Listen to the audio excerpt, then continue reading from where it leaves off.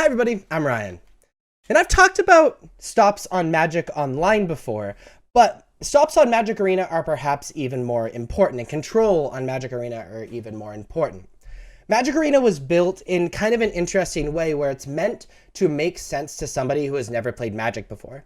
The thing about Magic is the rules are in-depth enough that it's really hard to make a program that is immediately intuitive even if you don't know the rules.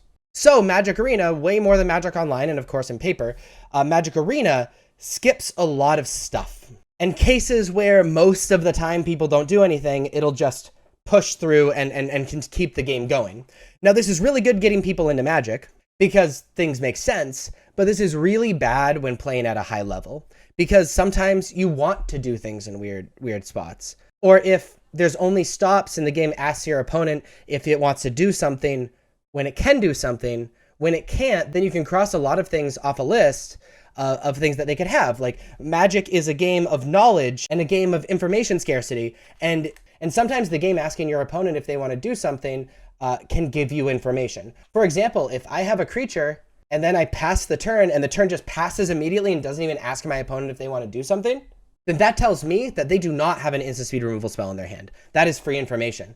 If I cast a spell and it immediately resolves, that tells me they do not have a counterspell in their hand at all. And it's important to hide that information when you're playing at a high level. I understand why Arena did this, but it's important to hide that information. So I recommend always playing on full control. You can play on full control by going by pressing shift control, and it'll put you on full control, where every single time you could get priority, you do get priority.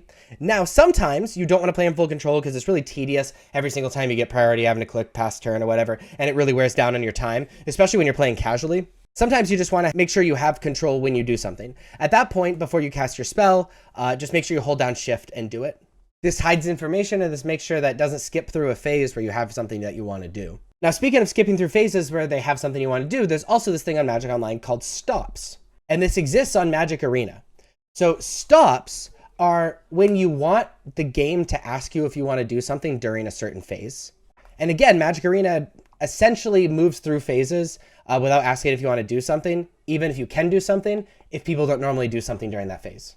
For example, Magic Arena will not stop on the upkeep unless you ask it to stop on the upkeep, even if you have something you can cast. Unless there's something like a Shield Rid out or whatever. Now, I don't recommend like adding stops, like every single stop when you're playing the game, unless you like really want to have full control and really give zero information away. But it's important if you want to do something on the end step or want to do something on the upkeep, be able to click the stops on the bottom left to make sure that you can always do your stops when you want to cast something on end step or upkeep. Or if you want to hide information, there's a lot of ways to do that too.